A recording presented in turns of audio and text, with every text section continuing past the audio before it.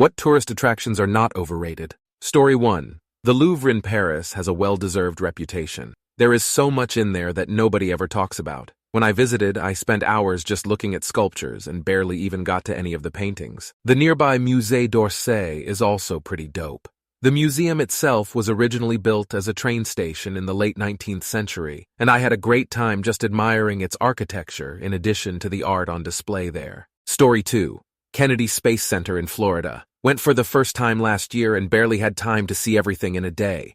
It's like the Smithsonian crossed with Disney World, with creative exhibitions of actual spacecraft. We even got to speak with actual astronauts.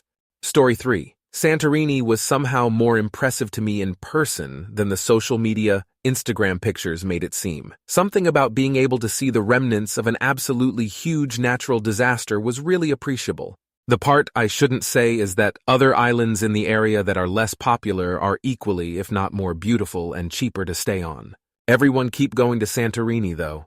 I'ma take my next vacation on another island for less money while I pull up pictures of the caldera. Story 4. I think that the underground tour in Seattle is worth the money, and I'm a native of WA State. At least the last time that I went, it was worth the price of the ticket. It is so unique, and the guides do a good job. Also, Pike Place Market is a place that I, as a local, genuinely enjoy and visit for my own purposes. I go there to eat at the Soundview Cafe and buy incense at Tenzing Momo. There are some things that are overpriced, but there are some things that locals love. Story 5. The Path of the Gods hike in the Amalfi Coast. It's absolutely incredible. The views you get from there are some of the best in the world. Also, the road to Hana on Maui. Highly recommend the Shaka Guide app to play on your trip. It tells you when to pull off and go look at waterfalls. Story 6. Since I mainly see US and Europe here, I'm going to add some of my favorite places from my travels to Asia.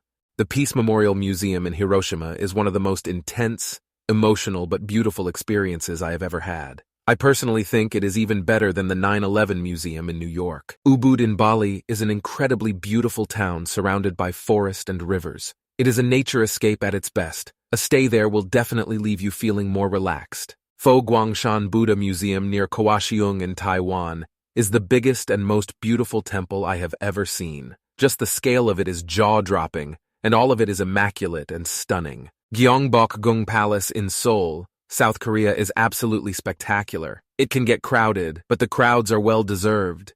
I cannot possibly overstate how gorgeous it is. Shiratani Unsui Gorge on Yakushima Island in Japan is an amazing place to go for a hike. There are several connected loops, and you just pick the distance you are comfortable with. The gorge, the mountains, and the forest are all breathtaking.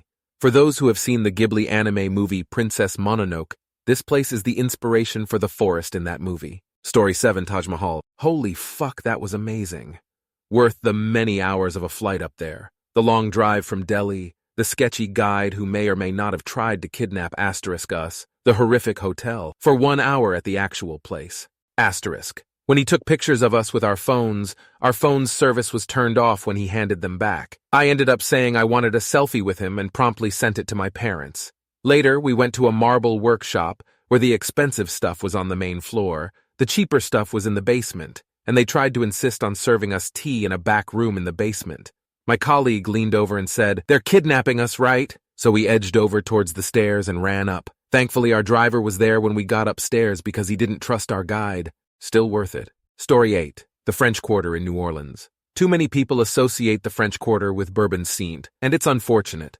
The French Quarter has amazing architecture, history, restaurants, and people. It's not just one street with titty bars and drunks, and it's also not a representation of New Orleans as a whole. There are so many amazing parts to the city that even a week won't allow you to explore them all. However, as a main tourist grab, I've got to say my answer is the French Quarter.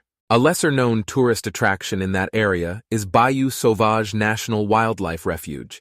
It's absolutely beautiful. American wetlands are a rapidly decreasing ecosystem, and Bayou Sauvage is one of a few protected areas in Louisiana. With its proximity to the French Quarter, any trip to New Orleans should absolutely include a walk through the bayou's boardwalks.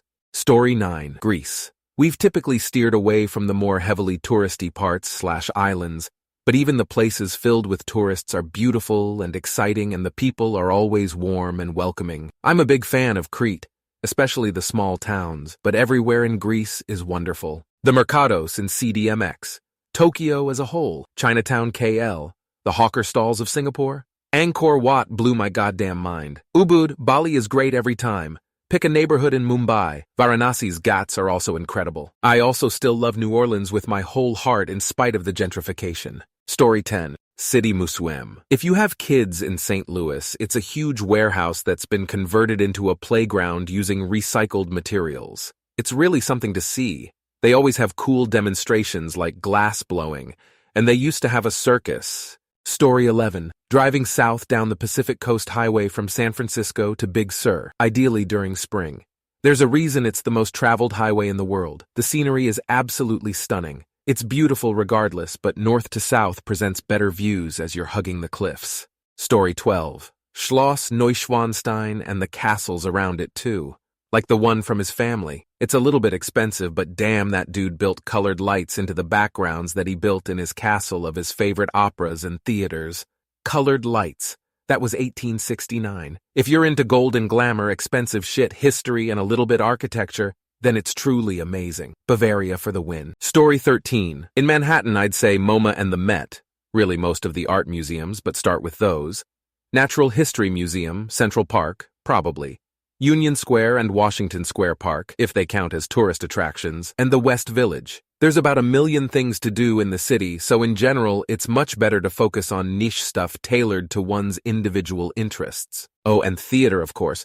Broadway shows are consistently amazing even if it's not your thing. Which brings me to Times Square. Times Square is awful and best avoided at all costs, but I guess it is something to see if you've never been there. Hard to call it overrated if everyone agrees it sucks, too, lol. Story 14. We went to Paris for the first time last summer, and even though that Eiffel Tower gets a bad rap, it literally took my breath away to see a monument that I had seen so much of my childhood and books and movies. We got to take the elevator up to the very top, and that was a real treat. Super touristy, but super enjoyable. I also grew up north of San Francisco, and a few months ago I went back to visit. I live farther away from California now, and we did one of those hop-on, hop-off buses for San Francisco. Super touristy, but it was a super cool way to see the city comprehensively, and didn't have to deal with taxis or parking or worrying about my car. Story 15. Hong Kong. The Peak. Just take the hiking trail around about 10 minutes away from the tourists for an amazing view, night or day. This never got old even after a decade. Thailand, Bangkok. Chatuchak JJ Markets. You will not find that store again, so if you find something you like, buy it. Japan, Fuji Q Highland coaster junkies will love it. Ijaneka is the most intense coaster I've ever ridden and my all-time favorite. Plus Met Fuji. China, Xi'an, the city castle walls. Hire a bike up there, you will be gone for hours to ride around the entire walled city. It is massive. The street food street is one of the best outdoor food markets I've ever been to. China, Gansu Province, Dunhuang and the Xinshishang Moon Spring Desert Oasis. Those sand dunes look like you can climb them. You are allowed to, but you, specifically, can't. Just a heads up, lol. Story 16. Hershey Park and Hershey Chocolate World sound like the epitome of not worth it, but honestly, they are super fun. A stay at Hershey Lodge gets you early park admission free visits to the Hershey Gardens, which are beautiful, the Hershey Zoo, which is lots of fun. The park is super entertaining with great rides, and the area is full of great stuff to do. It's great for kids, but also offers plenty for adults as well. Story 17. Cliffs of Moher. You know you're going to see a cliff. It's hard to hype that or have high expectations, it just is exactly what it is.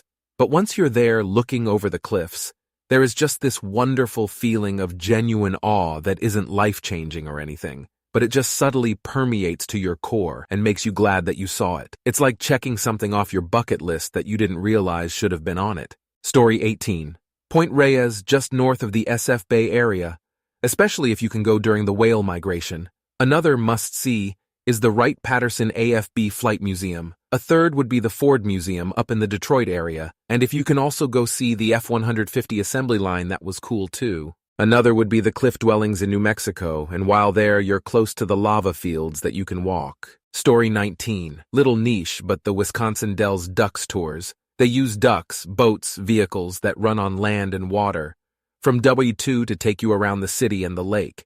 The scenery is really pretty, and it's cool to learn about the history of the area and the ducks themselves. Also, you stop for ice cream. Story 20. Copan Ruinas in Copan, Honduras. I just came back from Honduras last week, and I was blown away by the scale and grandeur of Copan Ruinas. They're not the biggest Mayan ruins, and I don't believe they're the oldest, but holy moly, was it an amazing visit. Standing in the main plaza, it's easy to imagine people going about their lives 1,500 years ago, seeing a ball game in the ball court, the emperor addressing the people, nobles attending a ceremony, and not to mention the views of the surrounding mountains are spectacular. The town of Copan nearby is super charming too. Honduras isn't typically seen as a tourist destination by most Americans, but I loved my time there. Story 21.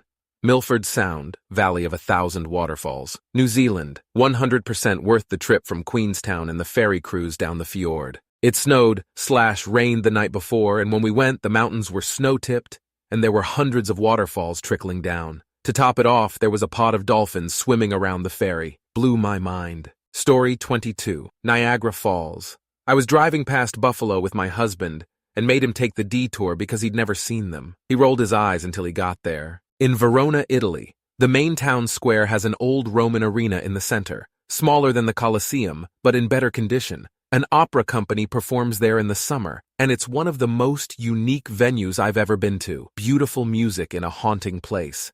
The Grand Canyon. You can't comprehend the scale until you see it with your own eyes. Story 23. Natural History Museum in London. If you can go during the week, it's great, away from the worst of the crowds. With that in mind, the Horniman Museum in South London is also great, but apparently the walrus isn't there at the moment, and he's one of the main draws, to be honest. The Orangerie in Paris gets overshadowed by the nearby Louvre, but is spectacular. Outside of Paris, Fontainebleau is also great. The Anthropology Museum in Mexico City deserves its reputation as one of the greatest cities on Earth. Story 24. Dunn's River Falls, Jamaica. I'm a local, and it's fun to climb. No matter how many times I've been there, and the tourists seem to love it as well. People have been taking pictures with the falls as a backdrop since they made cameras, and probably will be doing so when we have cameras installed right into our eyes, LOL. Story 25. These all depend on your level of nerdiness for certain things. Air and Space Museum, Washington, D.C. I guess it's part of the Smithsonian. As you walk in, you can feel a piece of a moon rock, if COVID has not done away with it, and the X1 is hanging from the ceiling. If that doesn't excite you, you won't enjoy it as much as me. If you're American, Washington, D.C. in general is interesting. Lincoln Memorial. Hey, it looks just like the penny. Older ones now. And the Washington Monument is close. The Vietnam Memorial is nearby, the W2 Memorial. D.C. can be a little sketchy, but last I knew, the area by the monuments is safe at night. Check with a hotel concierge or somebody in the know, but they are very cool at night. Also nearby is the National Archives, and you can see the Constitution and the Declaration of Independence. You can hate nearly everything about American politics and enjoy these sites. You don't even have to be particularly patriotic. If you're a baseball fan and you've never been to a game, go see your favorite team. Maybe it's because I can't be 13 again, but I remember walking through the back of Wrigley Field in the 80s. Lots of ramps, and you finally pop out, so green. And they're really playing baseball. The people you've seen on TV. This whole experience is probably different if you do it for the first time as an adult, and with HD TV, drone camera angles, it's probably not as shocking. Story 26. Okay, hear me out. The House on the Rock in southern Wisconsin. It is, by all accounts, the pinnacle of tourist traps. It is a bizarre collection of stuff that a guy started to accumulate in the 50s and just kept adding on to it. It is eclecticism at its peak. The full tour takes hours to walk through, and each room is just as weird and off-putting as the next, leaving one to say, but why? Why is this here? After every coin-operated band or carved, possibly fake, ivory, and it's all set among these beautiful bluffs and woods in the driftless area, with Japanese-style ponds to greet you as you enter. And then you see the giant fiberglass whale, and the insane carousel, and the infinity room. Is any of this coherent or meaningful? Absolutely not.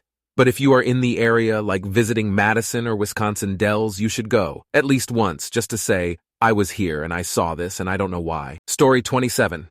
Many of the national parks in South Africa, Namibia, and Botswana. Kruger National Park can get a bit overcrowded with people during certain times of the year, such as during school holidays. But it is still pretty great outside of those times, especially if you stay over a longer time period, 3 days minimum. I was there last year and it was fantastic. So much wildlife and bird life. I saw parrots, marabou storks, bee-eaters galore, ostriches and raptors of almost every kind. I'm not exaggerating when I say there was virtually an eagle of some sort perched on every third tree I drove past. Then there's the classic African wildlife: elephants, buffalo, zebra, lions, crocodiles, Nile monitors, spotted hyenas, chameleons, etc. I was fortunate to see 3 separate leopards on different occasions. Most people are lucky if they see one at all. And a cheetah, which is very hard to spot sometimes. Excuse the pun. Story 28. Borghese Gallery. So I've been to virtually every place I've seen on this thread. And they're all great, but for me, for all the amazing cathedrals and artwork and natural beauty, from the Taj to St. Peter's S, the only thing that made me straight up emotional in public were the Bernini sculptures in the Borghese, greatest works of art in the world, hands down, and I've seen them all. Asia, Africa, Europe, the Americas. Seen it all, but these sculptures were unbelievable. Pictures don't remotely do it justice. Tears running down my cheeks, mouth open, flabbergasted at how someone could have created them centuries ago from a single block of marble with a chisel. Just nothing compares artistically. Michelangelo's David pales in comparison to Bernini's works. I'll die on that hill. Story 29. My wife and I used to live in Las Vegas. It was before we had kids, and we loved to camp. We were only 2, 4 hours by car from Zion, Valley of Fire, Bryce, Death Valley, Havasu Falls, and both rims of the Grand Canyon. We were to most of these places, several times. Of all those places, the Grand Canyon was by far the most incredible. As many times as I stood on the rim looking out, I still couldn't wrap my mind around the enormity of it all. In my opinion, it should be on everyone's bucket list. Story 30 in Oregon. Powell's Books in Portland. It's only the largest bookstore in the U.S. world. Portland's Japanese and Chinese gardens. Asterisk Multnomah Falls east of Portland, especially soon after a rainfall. Asterisk the whole Columbia River Gorge, with the Washington side being slightly more scenic. I'm hoping the Portland airport's massive renovation right now will allow it to be added here when it's all finished. Everything I've seen so far just looks stunning.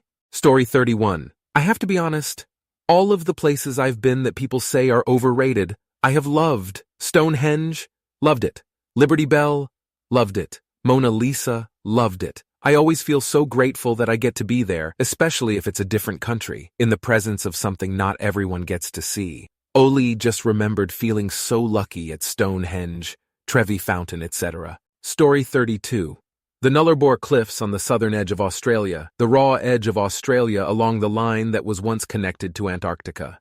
The bare flatness of the plains and the abruptness of the precipice are an awe-inspiring combination. It looks like the Australian continent was just snapped off at the southern end. The cliffs go on for hundreds of kilometers, and at certain times you can see whales cavorting in the beautiful blue-green water. Needless to say, stay away from the edge. No surf life-saving down there. Story 33, the Sistine Chapel. Getting there means going through the entire Vatican Museum, which is not like any museum I've ever been to. Museums, except the ones specifically devoted to somber subjects, are happy places. They are bright. You can see kids playing, hear laughter and conversation. The Vatican ain't like that. It's solemn and heavy.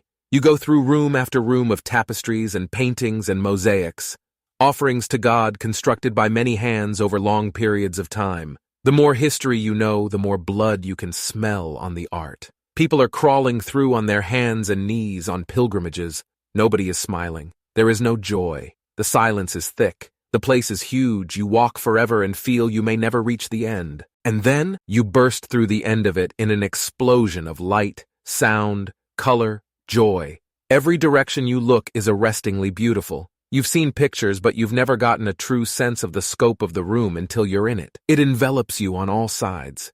You feel lighter. The chatter and laughter are back in the world. It's like seeing a symphony. I am an atheist, but God, I stepped into that room and cried openly with zero shame. I tear up trying to explain it to people now. It was one of the most moving experiences of my life. So yeah, I'd say that one is worth it. Story 34. You know those BBQ places in Texas with huge lines like Franklin's or Snow's, where you have to get there at like 6 a.m. on a Saturday to get lunch? Well, not only does the food live up to the hype, but the wait is fun and a big part of the experience. It's like a tailgate, people from all over the world chatting, plenty of room to set up chairs and be comfortable, and drinking. Snow's has a free open bar at 8 a.m. Plus, everyone there is there for the BBQ, so there's an easy icebreaker.